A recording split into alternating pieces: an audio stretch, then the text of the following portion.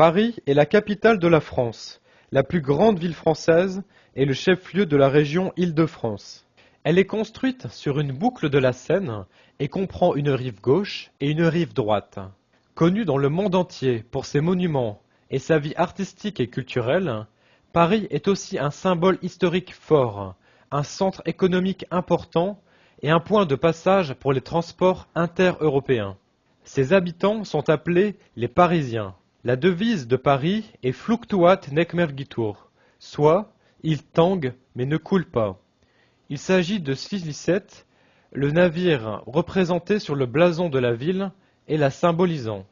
La patronne de la ville est Sainte Geneviève, qui symbolise la résistance de la ville à Attila au Ve siècle. Le site de Paris est occupé par l'homme depuis au moins 40 000 ans. Les plus spectaculaires découvertes archéologiques ne remontent qu'à 42 siècles avant notre ère, mais font déjà état d'une occupation permanente.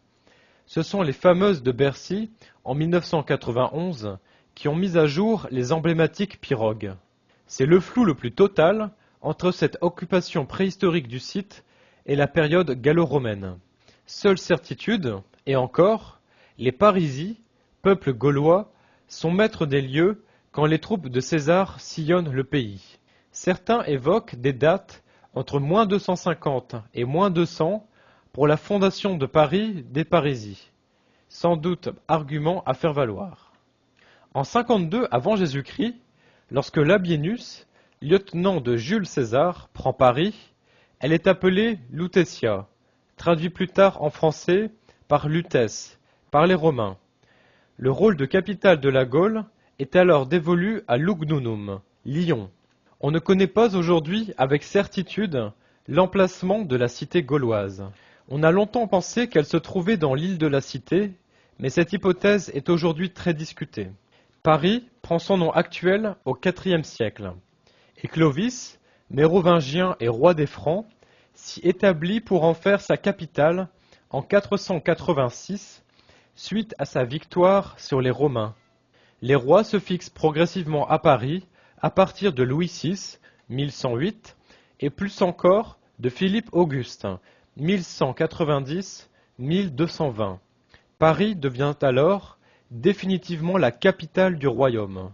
Au XVIIe siècle, l'enceinte de Louis XIII, 1617-1676, englobe sur la rive droite l'ensemble couvert aujourd'hui par les 4 premiers arrondissements. Au XVIIIe siècle, le mur des fermiers généraux comprend l'ensemble des 11 premiers arrondissements actuels. Cependant, la ville ne s'étend alors que sur la superficie couverte aujourd'hui par les 6 premiers arrondissements, le jardin du Luxembourg marquant la limite de la ville. C'est à Paris, sur l'actuelle place de la Bastille, que commence la Révolution française, le 14 juillet 1789. Le Paris d'aujourd'hui est avant tout celui du binôme Napoléon III-Haussmann. Du 26 mars au 22 mai 1871, Paris est le siège d'un pouvoir insurrectionnel, la Commune de Paris, qui s'oppose au gouvernement provisoire, conduit par Adolphe Thiers, et qui siège à Versailles. Paris accueille de nombreuses expositions universelles. La Tour Eiffel est construite pour celle de 1889, et le métro parisien est inauguré à l'occasion de celle de 1900. Paris est aussi la ville organisatrice des Jeux Olympiques en 1900 et en 1924.